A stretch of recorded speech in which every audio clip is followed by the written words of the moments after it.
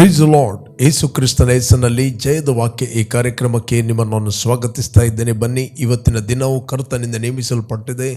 ಇದೆಲ್ಲ ನಾವು ಆನಂದ ಪಡೋಣ, ಸಂತೋಷ ಪಡೋಣ. ಸಂತೋಷ ಆನಂದದೊಡನೆ ನಾವು ತಂದೆಯ ದೇವರನ್ನು ಆರಾಧಿಸುವ, ಘನಪಡಿಸುವ, ಮಹಿಮೆಪಡಿಸುವ. ಬನ್ನಿ, ನಿಮ್ಮ ಕಷ್ಟ, ಸಂಕಟ, ನೋವು, ಚಿಂತೆ, ದುಃಖ, ಭಾರ ಅಥವಾ ಯಾವುದೊಂದು ಪರಿಸ್ಥಿತಿಯಲ್ಲಿ ನೀವು ಹಾದು ಹೋಗಿರ್ಬೋದು. ಭಯಪಡಬೇಡ್ರಿ. ಕರ್ತನು ನಿಮ್ಮ ಜೊತೆಯಲ್ಲಿ ಇದ್ದುಕೊಂಡು ನಿಮ್ಮನ್ನು ಆಧರಿಸ್ತಾನೆ, ಸಂತೈಸ್ತಾನೆ, ಬಲಪಡಿಸ್ತಾನೆ. ಬನ್ನಿ, ನಾವು ಒಟ್ಟಾಗಿ ತಂದೆಯ ದೇವರನ್ನು ಆರಾಧಿಸುವ, ಮತ್ತೆ ನಾವು ದೇವರ ವಾಕ್ಯವನ್ನು ಧ್ಯಾನ ಮಾಡುವ.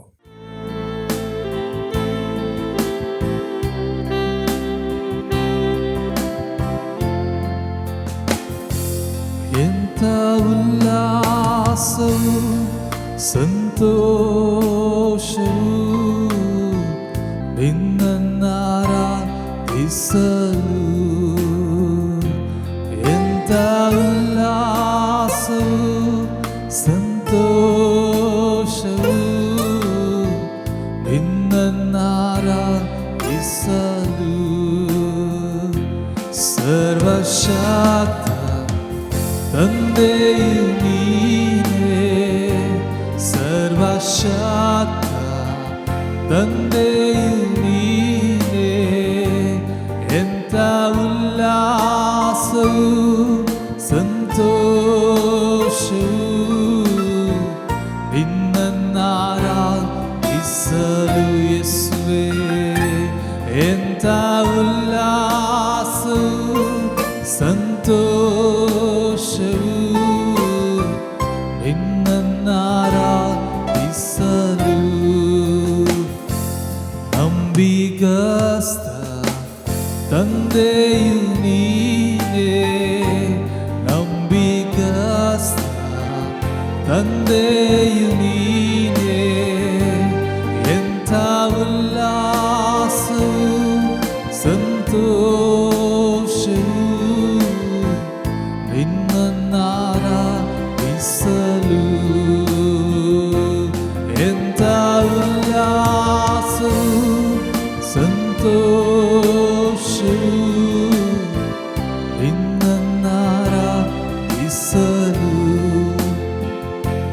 ಪರಿಶುದ್ಧ ತಂದೆಯು ನೀನೇ, ಪರಿಶುದ್ಧ ತಂದೆಯು ನೀನೇ. ಎಂಥ ಉಲ್ಲಾಸವು ಸಂತೋಷವು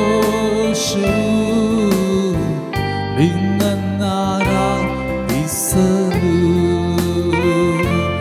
ಎಂಥ ಉಲ್ಲಾಸವು ಸಂತೋಷವು ನಿನ್ನನ್ನಾರಾಧಿಸಲು.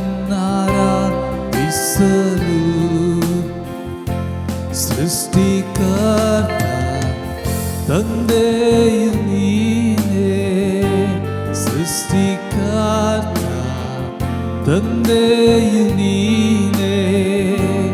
ಎಂಥ ಉಲ್ಲಾಸವು ಸಂತೋಷವು ನಿನ್ನನ್ನಾರಾಧಿಸಲು. ಎಂಥ ಉಲ್ಲಾಸವು ಸಂತೋಷವು ನಿನ್ನನ್ನಾರಾಧಿಸಲು. ಎಂಥ ಉಲ್ಲಾಸವು ಸಂತೋಷವು ನಿನ್ನನ್ನಾರಾಧಿಸಲು. ಎಂಥ ಉಲ್ಲಾಸವು ಸಂತೋಷವು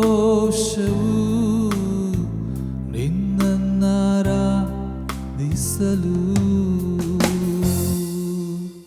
ಪ್ರಿಯರೇ, ಇವತ್ತು ನಾವು ಧ್ಯಾನಕ್ಕೆ ತೆಗೆದುಕೊಂಡಂತಹ ದೇವರ ವಾಕ್ಯದ ಭಾಗ ಮತ್ತಾಯನು ಬರೆದ ಸುವಾರ್ತೆಯಲ್ಲಿ 8ನೇ ಅಧ್ಯಾಯ, Matthew chapter 8 verse 2 and 3.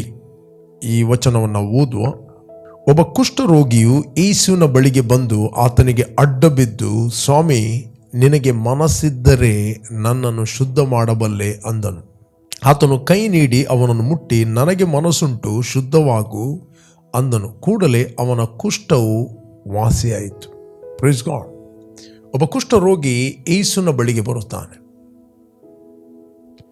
According to the law ಕುಷ್ಠರೋಗಿಗಳಿಗೆ ಓಪನ್ ಆಗಿ ತಿರುಗಲಿಕ್ಕಿಲ್ಲ.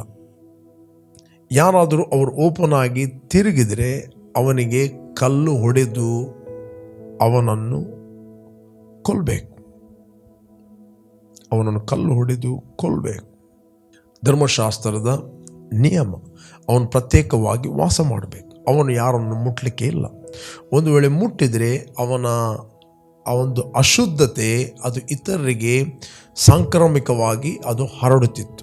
ಬಟ್ ಈ ವ್ಯಕ್ತಿ ಧೈರ್ಯ ತೆಗೆದುಕೊಂಡು ಯೇಸುವಿನ ಬಳಿಗೆ ಬಂದು ಕೇಳ್ತಾನೆ, ಸ್ವಾಮಿ, ನಿನಗೆ ಮನಸ್ಸಿದ್ದರೆ ನನ್ನನ್ನು ಶುದ್ಧ ಮಾಡಬಲ್ಲೆ ಅಂದನು. ಇಲ್ಲಿ ಅವನು ಹೇಳ್ತಾನೆ, ಫಸ್ಟ್ ಅವನು ಏನು ಮಾಡಿದ? ಆ ಕುಷ್ಠರೋಗಿಯು ಯೇಸುವಿನ ಬಳಿಗೆ ಅಡ್ಡ ಬಿದ್ದು ಅವನು ಗಮಾಂಡಲ್ಲಿ, ಪ್ರೈಡಲ್ಲಿ, ಅಹಂಕಾರದಲ್ಲಿ ಬರಲಿಲ್ಲ. ಬಟ್ ಆತನು ಕಂಪ್ಲೇಂಟ್ ಇಟ್ಕೊಂಡು ಬರಲಿಲ್ಲ. ಆತನು ಅಡ್ಡ ಬಿದ್ದ ಅಂತ ಹೇಳಿದರೆ ಇಂಗ್ಲೀಷ್ನಲ್ಲಿ ಹಿ ವರ್ಷಿಪ್ಡ್ ಅಂತ. ಅಡ್ಡ ಬೀಳುವುದಂದರೆ ಅವನು ಆರಾಧನೆ ಮಾಡಿದ ಯೇಸುವನ್ನು. ಇವತ್ತು ಪ್ರಿಯರೇ, ನೀವು ದೇವರ ಬಳಿಗೆ ಬರುವಾಗ ಫಸ್ಟ್ ಆಫ್ ಆಲ್ ನಮ್ಮ ಹೃದಯದಲ್ಲಿ ಆರಾಧನೆಯ ಭಾವನೆ ಇರಬೇಕು. ಆರಾಧನೆ ಅಂತ ಹೇಳಿದರೆ ನಾವು ದೇವರನ್ನು ಘನಪಡಿಸುವಂಥದ್ದು, ದೇವರನ್ನು ನಮ್ಮ ಜೀವಿತದಲ್ಲಿ ಎತ್ತುವಂಥದ್ದು. ಓಕೆ, ಎಲ್ಲ ಈಗೋ, ಡಿಗ್ನಿಟಿ ಅದೆಲ್ಲವನ್ನು ಬಿಟ್ಟು ಕರ್ತನನ್ನು ನಾವು ಘನಪಡಿಸುವಂಥದ್ದು. ಥ್ಯಾಂಕ್ಫುಲ್ ಹಾರ್ಟ್ ದೇವರಿಂದ ಮಾಡಲಿಕ್ಕೆ ಆಗುತ್ತದೆ. ದೇವರು ಎಲ್ಲವನ್ನು ಮಾಡಲು ಶಕ್ತನು ಎಂಬ ಹೃದಯದಿಂದ ಬರುವಂಥದ್ದು. ಆರಾಧನೆ ಅಂತ ಹೇಳಿದರೆ ಆತನಿಗೆ ನಾವು ಗೌರವ ಕೊಡುವಂಥದ್ದು, ಆತನಿಗೆ ನಾವು ಪ್ರಥಮ ಸ್ಥಾನ ಕೊಡುವಂಥದ್ದು, ಆತನ ನಾಮವನ್ನು ನಾವು ಎತ್ತುವಂಥದ್ದು.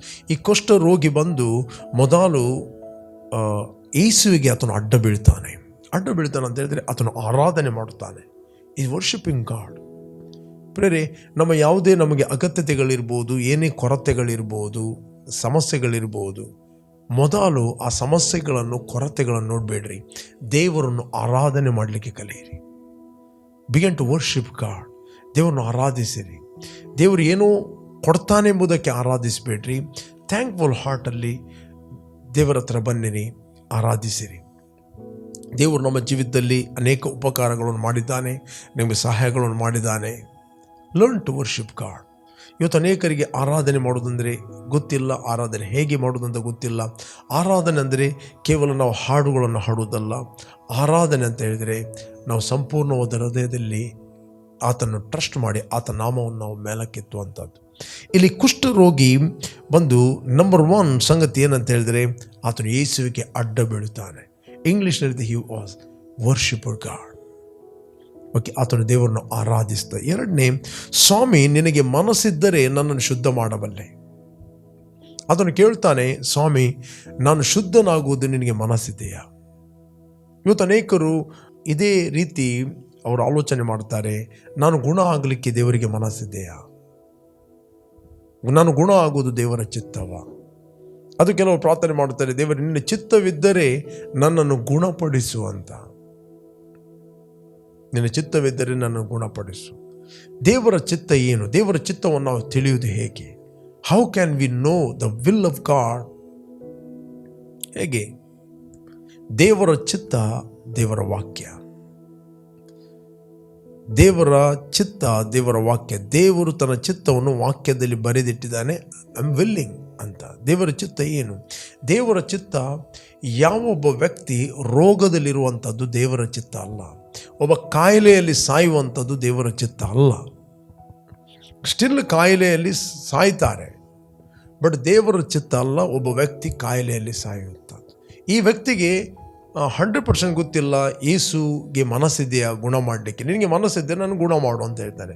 ಆಗ ಯೇಸು ಅವನಿಗೆ ಹೇಳ್ತಾನೆ, ಆತನು ಕೈ ನೀಡಿ ಅವನನ್ನು ಮುಟ್ಟಿ, ನನಗೆ ಮನಸ್ಸುಂಟು, ಶುದ್ಧನಾಗು. ಯೇಸು ಇಮ್ಮಿಡಿಯೇಟ್ಲಿ ಏನು ಮಾಡಿದಂತೇಳಿ ಕೈ ನೀಡಿ ಅವನು ಮುಟ್ಟಿ ಶುದ್ಧನಾಗು ಅಂದನು. ನನಗೆ ಮನಸ್ಸುಂಟು, ನೀನು ಶುದ್ಧನಾಗು. ಇಲ್ಲಿ ಯೇಸು ಸ್ವಾಮಿ ನಾವು ನೋಡ್ತೇವೆ ಫಿಸಿಕಲಿ ಇದ್ದ, ಶಾರೀರಿಕವಾಗಿದ್ದ. ನಂಬರ್ 1. ನಂಬರ್ 2, ಆತನು ಧರ್ಮಶಾಸ್ತ್ರದ ನಿಯಮದ ಅಂಡರಲ್ಲಿದ್ದ. ನಂಬರ್ 3, ಧರ್ಮಶಾಸ್ತ್ರದ ಪ್ರಕಾರ ಯಾವ ಒಬ್ಬ ವ್ಯಕ್ತಿ ಕುಷ್ಠರೋಗಿಯನ್ನು ಮುಟ್ಟುವ ಹಾಗಿಲ್ಲ. ಕುಷ್ಠರೋಗಿಯನ್ನು ಮುಟ್ಟಿದರೆ ಅವನು ಅಶುದ್ಧ. ಫಸ್ಟ್ ಟೈಮ್ ಯೇಸು ಸ್ವಾಮಿ ಅವನನ್ನು ಮುಟ್ಟುತ್ತಾನೆ, ಕೈ ನೀಡಿ ಶುದ್ಧನಾಗು ಅಂತ ಹೇಳ್ತಾನೆ. ಮುಟ್ಟುತ್ತಾನೆ, ಶುದ್ಧನಾಗು ಅಂತ ಹೇಳ್ತಾನೆ. ಅವನ ಅಶುದ್ಧತೆ, ಅವನ ಕುಷ್ಠ, ಅವನ ಕಂಟೇಜಿಯಸ್, ಅವನ ಸಾಂಕ್ರಾಮಿಕ ಅಂತೇಳಿ. ಸಾಂಕ್ರಾಮಿಕ ಅಂದರೆ ಒಬ್ಬರಿಂದ ಒಬ್ಬರಿಗೆ ಹರಡುವಂಥದ್ದು. ಕಂಟೇಜಿಯಸ್ ಅಂತಂದರೆ ಒಬ್ಬರಿಂದ ಒಬ್ಬರಿಗೆ ಹರಡುವಂಥದ್ದು. ಬಟ್ ಅವನ ಅಶುದ್ಧತೆ, ಅವನ ಕುಷ್ಠ ಯೇಸುವಿಗೆ ಬರಲಿಲ್ಲ. ಯಾಕಂದರೆ ಯೇಸು ದೇವರ ಮಗನಾಗಿದ್ದ. ಯೇಸುವಿನಲ್ಲಿ ಪವಿತ್ರ ಆತ್ಮನಿತ್ತು. ಯೇಸುವಿಗೆ ಯಾವ ರೋಗ ಹಿಡಿಯುವುದಿಲ್ಲ. ಯೇಸು ಯಾರನ್ನು ಮುಟ್ಟಿದ ಆ ವ್ಯಕ್ತಿ ಶುದ್ಧ ಆದ. ಯೇಸುವಿನಲ್ಲಿದ್ದ ಪರಿಶುದ್ಧತೆ, ಯೇಸುವಿನಲ್ಲಿದ್ದ ಆರೋಗ್ಯ ಆ ವ್ಯಕ್ತಿಯನ್ನು ಕ್ಲೀನ್ ಮಾಡಿತ್ತು. ಬಟ್ ಅವನ ಅಶುದ್ಧತೆ, ಅವನ ಅನ್ಕ್ಲೀನ್ನೆಸ್, ಅವನ ವೈರಸ್ ಅಥವಾ ಬ್ಯಾಕ್ಟೀರಿಯಾ ಏನೇ, ಪ್ರೋಟೋಸೋವಾ ಏನೇ ಆಗಲಿ, ಯಾವುದೇ ಲಿವಿಂಗ್ ಥಿಂಗ್ ಯೇಸುವನ್ನು ಆಕ್ರಮಣ ಮಾಡಲಿಲ್ಲ. ಬಟ್ ಯೇಸುವಿನಲ್ಲಿದ್ದ ಪರಿಶುದ್ಧತೆ, ಯೇಸುವಿನಲ್ಲಿದ್ದ ಸ್ವಸ್ಥತೆ ಅವನನ್ನು ಶುದ್ಧೀಕರಿಸಿತು. Praise God. ಇಲ್ಲಿ ಏನು ಹೇಳ್ತಾರೆ ಅಂತ ಹೇಳಿದರೆ, ದೇವರಿಗೆ ಯಾವಾಗಲೂ ನೀವು ಗುಣ ಆಗಲಿಕ್ಕೆ ಮನಸ್ಸಿದೆ. ಇವತ್ತು ರೋಗವನ್ನು ಅನುಮತಿ ಮಾಡುವುದು, ರೋಗವನ್ನು ತಡೆಯುವಂಥದ್ದು ಅದು ದೇವರ ಕೈಯಲ್ಲಿಲ್ಲ, ಅದು ಸಭೆಯ ಕೈಯಲ್ಲಿದೆ. ಸಭೆ ಏಳಬೇಕು. ಇವತ್ತು ಯೇಸುವನ್ನು ರಕ್ಷಕನು ಒಡೆಯನೆಂದು ಅಂಗೀಕಾರ ಮಾಡಿದ ನಾವು ದೇವರ ಮಕ್ಕಳಾಗಿದ್ದೇವೆ. ಪವಿತ್ರಾತ್ಮನು ನಮ್ಮ ಒಳಗೆ ವಾಸ ಮಾಡ್ತಾನೆ. ಯೇಸು ಹೇಳಿದ, ನಂಬುವರಿಂದ ಈ ಸೂಚಕ ಕಾರ್ಯಗಳು ಉಂಟಾಗು. ಅವರು ನನ್ನ ಹೆಸರು ಹೇಳಿ ದೆವ್ವಗಳನ್ನು ಹೊರಗೆ ಹಾಕುವರು. ಅವರು ರೋಗಿಗಳ ಮೇಲೆ ಕೈ ಇಟ್ಟರೆ, ರೋಗಿಗಳನ್ನು ಮುಟ್ಟಿದರೆ, ಇವನ್ ಕುಷ್ಠರೋಗಿ ಆಗಲಿ ಅಥವಾ ರಕ್ತಸ್ರಾವದ ಸ್ತ್ರೀ ಆಗಲಿ ಅಥವಾ ಯಾವುದೇ ಡೆಡ್ಲಿ ಸಾಂಕ್ರಾಮಿಕ ರೋಗವಾಗಲಿ, ಆ ವ್ಯಕ್ತಿಯನ್ನು ಮುಟ್ಟಿದರೆ ಅವನ ಸಾಂಕ್ರಾಮಿಕ, ಅವನ ಅಶುದ್ಧತೆ, ಅವನ ರೋಗ ಇವರಿಗೆ ಬರ್ತದೆ ಅಂತ ಹೇಳಲಿಲ್ಲ. ನೀವು ನಂಬಿಕೆಯಲ್ಲಿ ಮುಟ್ಟಿದಾಗ ಅವರು ಸ್ವಸ್ಥತೆಯನ್ನು ಹೊಂದುತ್ತಾರೆ, ಅವರು ಕ್ಲೀನ್ ಆಗುತ್ತಾರೆ. ಇದು ಬಾರ್ನಗಿನಾದ ಸಭೆಗೆ ಈ ಟ್ರುತ್ತು, ಈ ಜ್ಞಾನ ಇವತ್ತು ಗೊತ್ತಿರಬೇಕು. ಯಾಕಂತ ಹೇಳಿದರೆ, ದೇವರು ಆಲ್ರೆಡಿ ನಮ್ಮನ್ನು ಗುಣಪಡಿಸ್ತಾರೆ. ನಾವು ಆರೋಗ್ಯವಂತ ದೇವರಿಗೆ ಬಾರ್ನಗಿನಾದ ಮಕ್ಕಳು, ನಾವು ಆರೋಗ್ಯವಂತರಾದ ಮಕ್ಕಳಾಗಿ ನಾವು ಹುಟ್ಟಿದ್ದೇವೆ. ನಾವು ಆರೋಗ್ಯವನ್ನು ಹೊಂದಲಿಕ್ಕೆ ಟ್ರೈ ಮಾಡುವವರಲ್ಲ. We are not sick to try to be healed ಅಂತ ಹೇಳ್ತಾರೆ. ನಾನು ಅನಾರೋಗ್ಯ ಅಲ್ಲ, ನಾನು ಆರೋಗ್ಯವನ್ನು ಹೊಂದಲಿಕ್ಕೆ ಟ್ರೈ ಮಾಡುವವನಲ್ಲ. ನಾನು ಆಲ್ರೆಡಿ ಆರೋಗ್ಯವಾಗಿದ್ದೇನೆ. ಓಕೆ, ನಾನು ಆಲ್ರೆಡಿ ಆರೋಗ್ಯವಂತ ದೇವರಿಗೆ ಹುಟ್ಟಿದ್ದೇನೆ. ಬಟ್ ನನ್ನಲ್ಲಿರುವ ಆರೋಗ್ಯ ಮುಂದಿನ ವ್ಯಕ್ತಿಯನ್ನು ನಾನು ಮುಟ್ಟುವಾಗ, if is willing to receive, ಅವನು ಸ್ವಸ್ಥತೆಯನ್ನು ಹೊಂದುತ್ತಾನೆ. ಬಟ್ ಅವನ ಅನಾರೋಗ್ಯ ನಮಗೆ ಬರುವುದಿಲ್ಲ. Praise God. ಯಾಕಂತ ಹೇಳಿದರೆ, ಹಳೆ ಒಡಂಬಡಿಕೆಯಲ್ಲಿ ಅವರ ಒಳಗೆ ಪವಿತ್ರಾತ್ಮನು ಇರಲಿಲ್ಲ, ಅವರು ಹೊಸದಾಗಿ ಹುಟ್ಟಲಿಲ್ಲ. ಓಕೆ, ದೇವರ ಪ್ರಸನ್ನತೆ ಕೇವಲ ಮಂಜೂಷದ ಪೆಟ್ಟಿಗೆಯ ಒಳಗಿತ್ತು, ಅಥವಾ ನೆಕ್ಸ್ಟ್ ಅದು ಯೆರೂಸಲೇಮ್ ಟೆಂಪಲ್ನಲ್ಲಿ ಇತ್ತು. ಬಟ್ ಥ್ಯಾಂಕ್ ಗಾಡ್, ಇವತ್ತು ನಾವು ಜೀವ ಸ್ವರೂಪನಾದ ದೇವರ ಮಂದಿರ. ಇವತ್ತು ನಮ್ಮ ಒಳಗೆ ಪವಿತ್ರಾತ್ಮನು ವಾಸ ಮಾಡ್ತಾ ಇದ್ದಾನೆ. The Holy Spirit lives in us. ನಮ್ಮ ಒಳಗೆ ವಾಸ ಮಾಡ್ತಾನೆ. ಆದ್ದರಿಂದ ಯಾವಾಗಲೂ ನಮ್ಮ ಹತ್ರ ಈ ಕಾನ್ಷಿಯಸ್ ಯಾವಾಗಲೂ ನಾವು ಮೇಂಟೈನ್ ಮಾಡಬೇಕು. ನಾವು ರೋಗಿಗಳ ಮೇಲೆ ಕೈ ಇಟ್ಟಾಗ ಅವರ ಅಶುದ್ಧತೆ ನಮಗೆ ಬರುವುದಿಲ್ಲ, ಅವರ ರೋಗ ನಮಗೆ ಬರುವುದಿಲ್ಲ. ನಾವು ಕೈ ಇಟ್ಟಾಗ ಅವರು ಸ್ವಸ್ಥತೆ ಹೊಂದುತ್ತಾರೆ. ಬಟ್ ಹೌ ಯು ಬಿಲೀವ್, ನೀವು ಹೇಗೆ ನಂಬುತ್ತೀರಿ, ಇಟ್ಸ್ ವೆರಿ ವೆರಿ ಇಂಪಾರ್ಟೆಂಟ್. ವಾಕ್ಯದ ಜ್ಞಾನ ಇಲ್ಲದೇ ಇರುವ ಕಾರಣ ಜನರು ಏನು ಮಾಡುತ್ತಾರೆ, ಭಯ ಪಡ್ತಾರೆ. The fear will open the door. Fear, ಭಯ ಏನು ಮಾಡುತ್ತೆ ಅಂತ ಹೇಳಿದರೆ, ನೀವು ದುಷ್ಟನಿಗೆ ಅನುಮತಿ ಕೊಡ್ತೀರಿ. ಇಲ್ಲಿ ರೋಗಗಳನ್ನು ತಡೆಯುವಂಥದ್ದು, ರೋಗಗಳನ್ನು ಅನುಮತಿಸುವಂಥದ್ದು ಸಭೆಯ ಕೈಯಲ್ಲಿದೆ. We are the body of Christ. ನಾವು ಕ್ರಿಸ್ತನ ದೇಹವಾಗಿದ್ದೇವೆ. ನಾವು ಪರಸ್ಪರ ಒಬ್ಬರಿಗೊಬ್ಬರು ಅಂಗಗಳಾಗಿದ್ದೇವೆ. ಇವತ್ತು ರೋಗವನ್ನು ಅನುಮತಿ ಮಾಡಬೇಕು, ರೋಗವನ್ನು ನಿರಾಕರಿಸಬೇಕು, ಅದು ಸಭೆಯ ಕೈಯಲ್ಲಿದೆ. ನಾವು ಯಾವತ್ತೂ ಹೇಳಬೇಕು, ಸಿಂಪ್ಟಮ್ಸ್ಗಳು ಬಂದಾಗ ನಾನು ರೋಗವನ್ನು ನಿರಾಕರಿಸ್ತೇನೆ, ನಾನು ಅನುಮತಿ ಕೊಡುವುದಿಲ್ಲ. ನನ್ನ ದೇಹದ ಮೇಲೆ ಯಾವುದೇ ವೈರಸ್ಗಳಿಗೆ, ಯಾವುದೇ ಕಾಯಿಲೆಗಳಿಗೆ, ಯಾವುದೇ ಬೇನೆಗಳಿಗೆ, ಯಾವುದೇ ಇನ್ಫರ್ಮಿಟಿಗಳಿಗೆ, ದುರಾತ್ಮಗಳಿಗೆ ನನ್ನ ದೇಹದ ಮೇಲೆ ನಾನು ಅನುಮತಿ ಕೊಡುವುದಿಲ್ಲ. ನೀವು ಡಿಕ್ಲೇರ್ ಮಾಡಿರಿ, ನಾನು ಅನುಮತಿ ಕೊಡುವುದಿಲ್ಲ. ಉಪದ್ರವವು ನನ್ನ ಗುಡಾರದ ಬಳಿಗೆ ಬರುವುದಿಲ್ಲ, ಯಾವ ಕೇಡು ನನಗೆ ಸಂಭವಿಸುತ್ತಿಲ್ಲ. ಬಟ್ ಈ ಚಾಪ್ಟರ್ ಓದುವಾಗ ಪ್ರಿಯರೇ, ನಾವು ಕುಷ್ಠರೋಗಿಯ ಹೆಜ್ಜೆಯಲ್ಲಿ ಇದ್ದುಕೊಂಡು ಬೈಬಲ್ ಓದುವುದಲ್ಲ. ನಾವು ಯೇಸುವಿನ ಸ್ಥಾನದಲ್ಲಿ ಇದ್ದುಕೊಂಡು ಸತ್ಯವೇದವನ್ನು ಓದಬೇಕು. ಸಭೆ ಅಂದರೆ ಬಾರ್ನ್ ಅಗೇನ್ ಆಗದವರು ಓದುವಾಗ ಕುಷ್ಠರೋಗಿಯ ಸ್ಟೆಪ್ಪಲ್ಲೇ ಓದಬೇಕು. ಅವರು ಓದುವ ರೀತಿಯಲ್ಲಿ ನಾವು ಓದುವುದಲ್ಲ, ನಾವು ಓದುವ ರೀತಿಯಲ್ಲಿ ಅವರು ಓದಲಿಕ್ಕೆ ಆಗೋದಿಲ್ಲ. ಬಟ್ ಸಭೆ ವಾಕ್ಯವನ್ನು ಓದುವಾಗ ಹೇಗೆ ಓದ್ತೀರಿ ಅದು ಇಂಪಾರ್ಟೆಂಟ್. ನೀವು ಯಾವ ಹೆಜ್ಜೆಯಲ್ಲಿ ಓದಬೇಕು? ಯೇಸುವಿನ ಹೆಜ್ಜೆಯಲ್ಲಿ ಓದಬೇಕು. ಬೈಬಲ್ ಹೇಳ್ತದೆ, ಯೇಸುವನ್ನು ಅಂಗೀಕಾರ ಮಾಡಿದವನು ಅವನು ದೇವರಿಂದ ಹುಟ್ಟಿದವನು. ಒಂದು ವಚನವನ್ನು ನಾನು ನಿಮಗೆ ತೋರಿಸ್ತೇನೆ, ಮತ್ತೆ ಇಲ್ಲಿ ಬರ್ತೇನೆ ನಾನು. Letter of John 2 chapter 5 verse. Letter of John, first letter, 1ನೇ ಯೋಹಾನ ಪತ್ರಿಕೆ 2ನೇ ಅಧ್ಯಾಯ. ಯಾವನಾದರೂ ಆತನ ವಾಕ್ಯವನ್ನು ಕೈಗೊಂಡು ನಡೆದರೆ ಅವನಲ್ಲಿ ನಿಜವಾಗಿ ದೇವರ ಮೇಲಿನ ಪ್ರೀತಿ ಪರಿಪೂರ್ಣವಾಗಿದೆ. ಇದರಿಂದಲೇ ಆತನಲ್ಲಿ ಇದ್ದೇವೆಂದು ನಾವು ತಿಳಿದುಕೊಳ್ಳುತ್ತೇವೆ. ಇವತ್ತು ಯೇಸುವಿನಲ್ಲಿ ಅನೇಕರು ಇದ್ದಾರೆ, ಬಟ್ ಅವರು ತಿಳಿದುಕೊಳ್ಳಿಲ್ಲ ಆತನಲ್ಲಿ ಇದ್ದೇವೆ ಎಂದು. ತಿಳಿದುಕೊಳ್ಳಿದ್ವಿ. ಆತನಲ್ಲಿ ನೆಲೆಗೊಂಡಿದ್ದವನಾಗಿದ್ದೇನೆಂದು ಹೇಳುವವನು ಕ್ರಿಸ್ತನು ನಡೆದಂತೆಯೇ ತಾನು ನಡೆಯುವುದಕ್ಕೆ ಬದ್ಧನಾಗಿದ್ದಾನೆ. ಕುಷ್ಠರೋಗಿ ನಡೆದಂತೆ ನಡೆಯಲಿಕ್ಕೆ ಅಲ್ಲ, ರಕ್ತಸ್ರಾವದ ಸ್ತ್ರೀ ನಡೆದಂತೆ ನಡೆಯಲಿಕ್ಕೆ, ಕುರುಡ ನಡೆದಂತೆ ನಡೆಯಲಿಕ್ಕೆ ಅಲ್ಲ. ಕ್ರಿಸ್ತನು ನಡೆದಂತೆ ಅವನೂ ನಡೆಯಲು, ಅವನೂ ನಂಬಲು, ಅವನೂ ಮಾತಾಡಲು, ಅವನೂ ರೋಗಿಗಳ ಮೇಲೆ ಕೈ ಇಡಲು ಶಕ್ತನಾಗಿದ್ದಾನೆ. ಅದರಿಂದ ಸಭೆಯವರು ನಾವು ವಾಕ್ಯವನ್ನು ಓದುವಾಗ ನಾವು ಡಿಫ್ರೆಂಟ್ ರೀತಿಯಲ್ಲಿ ಓದಬೇಕು. ನಾವು ಯೇಸುವಿನ ಹೆಜ್ಜೆ ಜಾಡಿನಲ್ಲಿ ಇದ್ದುಕೊಂಡು ವಾಕ್ಯವನ್ನು ಓದಬೇಕು. ಅದರಿಂದ ರೋಗವನ್ನು ಅನುಮತಿಸುವುದು ಅದು ಅಜ್ಞಾನ, ರೋಗವನ್ನು ಅನುಮತಿಸದೆ ಇರುವಂಥದ್ದು ಜ್ಞಾನ. ಸಿಂಪಲ್. ವಿದೌಟ್ ಯುವರ್ ಪರ್ಮಿಷನ್ ರೋಗ ನಿಮ್ಮನ್ನು ಆಳುವುದಿಲ್ಲ. ರೋಗ ನಿಮ್ಮನ್ನು ಆಳಬೇಕಾದ್ರೆ ನಿಮ್ಮ ಇನ್ನರ್ ಮ್ಯಾನಿಗೆ ತಡೆಯುವಂಥ ಶಕ್ತಿ ಇಲ್ಲ. ಯಾಕೆ ನಿಮ್ಮ ಇನ್ನರ್ ಮ್ಯಾನಿಗೆ ತಡೆಯುವಂಥ ಶಕ್ತಿ ಇಲ್ಲ ಅಂತ ಹೇಳಿದರೆ, ನೀವು ವೈಯಕ್ತಿಕವಾಗಿ ದೇವರ ವಾಕ್ಯವನ್ನು ಮೆಡಿಟೇಟ್ ಮಾಡೋದಿಲ್ಲ, ನಿಮ್ಮ ಆತ್ಮಕ್ಕೆ ನೀವು ಫೀಡ್ ಮಾಡೋದಿಲ್ಲ. ಆತ್ಮಕ್ಕೆ ನೀವು ಸರಿಯಾದ ಆಹಾರವನ್ನು ಕೊಡದೇ ಇದ್ದ ಕಾರಣ. ಈ ಶರೀರ ಮಣ್ಣಿನಿಂದಾಗಿದೆ, ಮಣ್ಣಿಗೆ 24/7 ಕನೆಕ್ಟ್ ಆಗಿದೆ.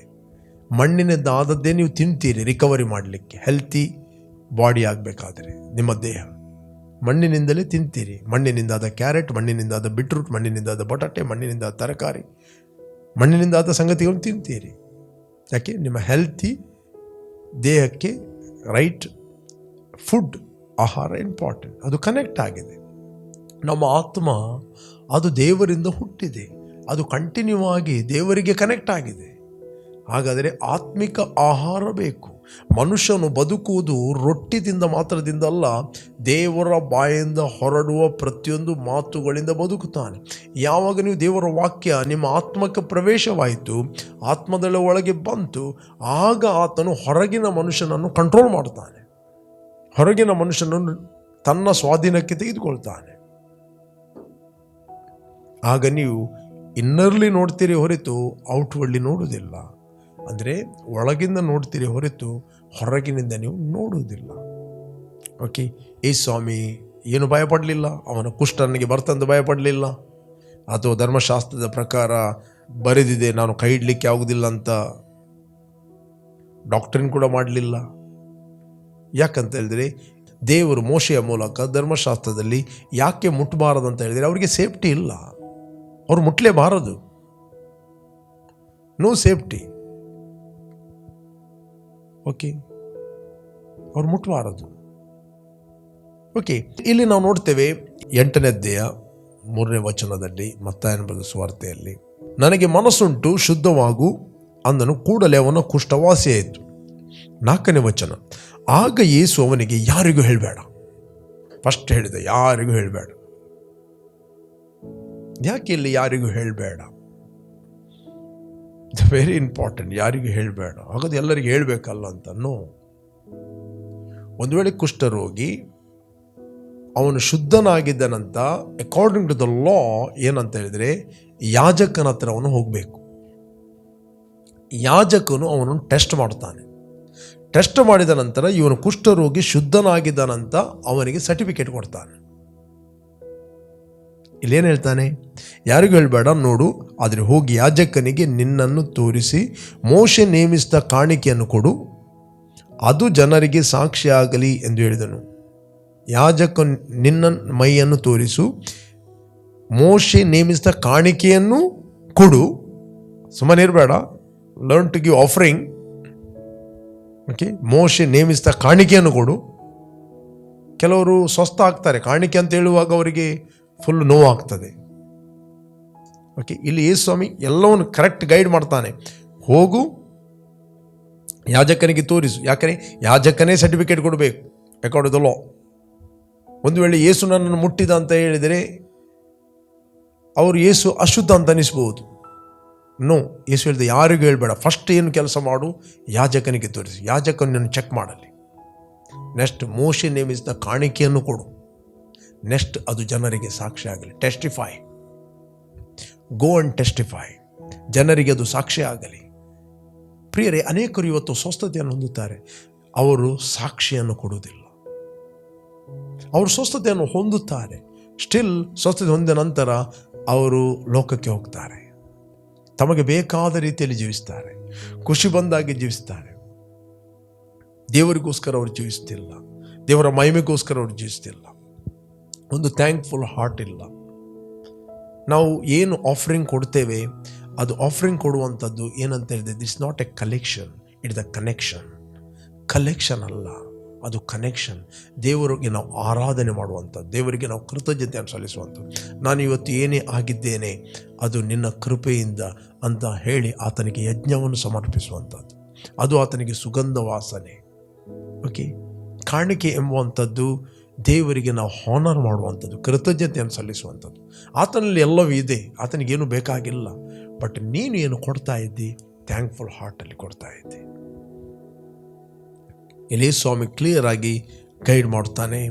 ಹೋಗು, ನಿನ್ನನ್ನು ಯಾಜಕನಿಗೆ ತೋರಿಸು, ಮೋಶೆ ನೇಮಿಸಿದ ಕಾಣಿಕೆಯನ್ನು ಸಮರ್ಪಿಸು, ಜನರಿಗೆ ಅದು ಸಾಕ್ಷಿಯಾಗಲಿ.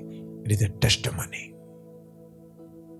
ಪ್ರೇರೆ, ಯಾರು ನೀವು ಕಾಯಿಲೆಯಲ್ಲಿದ್ದೀರಿ, ಯಾರು ನೀವು ರೋಗದಲ್ಲಿದ್ದೀರಿ, ಭಯಪಡಬೇಡ್ರಿ. ಕರ್ತನು ನಿಮ್ಮ ಎಲ್ಲ ರೋಗಗಳನ್ನು, ಬೇನೆಗಳನ್ನು ಆತನು ತನ್ನ ದೇಹದ ಮೇಲೆ ಹೊತ್ತುಕೊಂಡು ಹೋಗಿದ್ದಾನೆ. ಒಂದು ವೇಳೆ ನೀವು ವಿಶ್ವಾಸಿಗಳಾಗಿರ್ಬೋದು, ಸೇವಕರಾಗಿರ್ಬೋದು, ಒಂದು ನೆನಪಿಟ್ಟುಕೊಳ್ಳಿ, ನೀವು ಆರೋಗ್ಯವಂತ ದೇವರಿಗೆ ಆರೋಗ್ಯವಂತರಾದ ಮಕ್ಕಳಾಗಿ ನೀವು ಹುಟ್ಟಿದ್ದೀರಿ. ಓಕೆ, ನೀವು ಆರೋಗ್ಯವಂತರಾದ ಮಕ್ಕಳು ಆಗಿ ಹುಟ್ಟಿದ್ದೀರಿ. ಯೇಸು ಕ್ರಿಸ್ತನು ನಿಮ್ಮ ಎಲ್ಲ ರೋಗಗಳನ್ನು ಹೊತ್ತುಕೊಂಡು ಹೋಗಿದ್ದಾನೆ, ಹೂಣಲ್ಪಟ್ಟಿದ್ದಾನೆ, ಪುನರುತ್ಥಾನಾಗಿದ್ದಾನೆ. ಆದ್ದರಿಂದ ನೀವು ರೋಗಿಯಾಗಿ ನಿಮ್ಮನ್ನು ನೋಡಬೇಡ್ರಿ, ನಿಮ್ಮನ್ನು ಆರೋಗ್ಯವಂತನಾಗಿ ನೋಡ್ರಿ. ಕ್ರಿಸ್ತನು ಎಂಥವನಾಗಿದ್ದಾನೋ ಅಂಥವರಾಗಿ ನೀವು ಭೂಲೋಕದಲ್ಲಿ ಇದ್ದೀರಿ. Learn to walk in divine health and testify. ನೀವು ಸಾಕ್ಷಿ ಕೊಡ್ರಿ, ಇತರಿಗೆ ಹೇಳ್ರಿ ದೇವರು ನಿಮ್ಮ ಜೀವಿತದಲ್ಲಿ ಮಾಡಿದ ಉಪಕಾರಗಳು. ಓಕೆ ಪ್ರೇರೆ, ಎಲ್ಲಿಂದ ನೀವು ವೀಕ್ಷಿಸ್ತಾ ಇದ್ದೀರಿ? ಯಾರಾದರೂ ನೀವು ಫಸ್ಟ್ ಟೈಮ್ ವೀಕ್ಷಿಸ್ತಾ ಇದ್ದೀರಿ, ಇಷ್ಟವರೆಗೆ ಯೇಸುವನ್ನು ರಕ್ಷಕನ ಒಡೆಯನೆಂದು ಅಂಗೀಕಾರ ಮಾಡದಿದ್ದರೆ, this the right time. Call Jesus in your heart. ನಿಮ್ಮ ಹೃದಯದಲ್ಲಿ ಯೇಸುವನ್ನು ಕರೆಯಿರಿ. I will pray for you. ನಾನು ನಿಮಗೋಸ್ಕರ ಪ್ರಾರ್ಥನೆ ಮಾಡುತ್ತೇನೆ. ಭೂಮಿ ಆಕಾಶಗಳನ್ನು ಉಂಟು ಮಾಡಿದ ಸರ್ವಶಕ್ತನಾದ ತಂದೆ, ಯೇಸುವಿನ ನಾಮದಲ್ಲಿ ನಾವು ನಿನ್ನ ಸನ್ನಿಧಿಯಲ್ಲಿದ್ದೇವೆ. ಯೇಸುವೆ, ನೀನು ಸುರಿಸಿದ ರಕ್ತದ ಮೂಲಕ ನಮ್ಮ ಅಪರಾಧಗಳು ಪರಿಹಾರವಾಗಿ ನಮಗೆ ಬಿಡುಗಡೆ ಆಯಿತು. ನಾವು ಮರಣದಿಂದ ಪಾರಾಗಿ ಕ್ರಿಸ್ತನಲ್ಲಿ ಜೀವಕ್ಕೆ ಸೇರಿದ್ದೇವೆ. Thank you Lord, grace. Thank you Lord, anointing. Thank you Lord, favour and protection of God. ನಿನ್ನ ಒಳ್ಳೆಯತನ, ನಿನ್ನ ಕರುಣೆ, ನಿನ್ನ ಕೃಪೆಗೋಸ್ಕರ ಸ್ತೋತ್ರ. Thank you Lord. ಎಲ್ಲ ಘನತೆಯನ್ನು ನಾವು ನಿನಗೆ ಸಲ್ಲಿಸ್ತೇವೆ. ಯಾರೆಲ್ಲ ವಾಕ್ಯ ಕೇಳಿದ್ದಾರೋ ಅವರೆಲ್ಲರೂ ಕರ್ತನೆ ಆರೋಗ್ಯದಲ್ಲಿ ನಡೆಯಲಿ. ನೀನು ಎಲ್ಲರನ್ನು ಸ್ವಸ್ಥ ಮಾಡಲು ಚಿತ್ತವುಳ್ಳವನಾಗಿದ್ದಿ, ಮನಸ್ಸುಳ್ಳವನಾಗಿದ್ದಿ, ಆಲ್ರೆಡಿ ಸ್ವಸ್ಥಪಡಿಸಿದ್ದಿ. ಅದಕ್ಕೋಸ್ಕರ ಸ್ತೋತ್ರ. ಎಲ್ಲರೂ ಆರೋಗ್ಯವನ್ನು ಹೊಂದಿಕೊಳ್ಳಲಿ ಮತ್ತು ದೈವಿಕ ಆರೋಗ್ಯದಲ್ಲಿ ಜಯದಲ್ಲಿ ನಡೆಯಲಿ. ಯೇಸು ನಾಮದಲ್ಲಿ ತಂದೆ, ಆಮೆನ್. ಓಕೆ, ಯಾರು ನೀವು ಬರ್ತ್ಡೇ ಮತ್ತು ವೆಡ್ಡಿಂಗ್ ಆ್ಯನಿವರ್ಸರಿ ಸೆಲೆಬ್ರೇಟ್ ಮಾಡ್ತಾ ಇದ್ದೀವಿ, ನಿಮಗೋಸ್ಕರ ನಾವು ಪ್ರಾರ್ಥನೆ ಮಾಡ್ತೇವೆ. Blessed happy birthday and blessed happy wedding anniversary. ತಂದೆ, ಯಾರು ಬರ್ತ್ಡೇ ಮತ್ತು ವೆಡ್ಡಿಂಗ್ ಆ್ಯನಿವರ್ಸರಿಯನ್ನು ಆಚರಣೆ ಮಾಡ್ತಾ ಇದ್ದರು ಮತ್ತು ಜನ್ಮದಿನವನ್ನು ಆಚರಣೆ ಮಾಡ್ತಾ ಇದ್ದರು, ಇವರೆಲ್ಲರನ್ನು ನಾವು ಆಶೀರ್ವದಿಸ್ತೇವೆ. ಇವರು ಫಲಭರಿತರಾಗಲಿ, ಅನೇಕರಿಗೆ ಇವರು ಆಶೀರ್ವಾದವಾಗಲಿ, ಕೆಡುಕನೆಲ್ಲ ಕೈಗಳಿಂದ ಇವರನ್ನು ತಪ್ಪಿಸಿ ಕಾಪಾಡು, ಯೇಸು ನಾಮದಲ್ಲಿ ತಂದೆ, ಆಮೆನ್.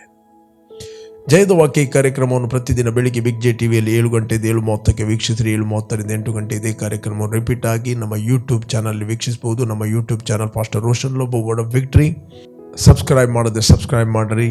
ನೆಕ್ಸ್ಟ್ ನಾವು ಲೈವ್ ಬರುವಾಗ, ಮೆಸೇಜಸ್ ಅಪ್ಲೋಡ್ ಮಾಡುವಾಗ ನಿಮಗೆ ನೋಟಿಫಿಕೇಶನ್ ಬರ್ತದೆ. ಸಂಜೆ ನಮ್ಮ word of victory channel Facebook ಮತ್ತು ಯೂಟ್ಯೂಬಲ್ಲಿ 7:15ರಿಂದ 8 ಗಂಟೆ ತನಕ ನಾನು ಲೈವ್ ಆಗಿ ಮಾತಾಡ್ತಾ ಇದ್ದೇನೆ. ಬನ್ನಿ, ನನ್ನೊಟ್ಟಿಗೆ ಜಾಯ್ನ್ ಆಗಿ.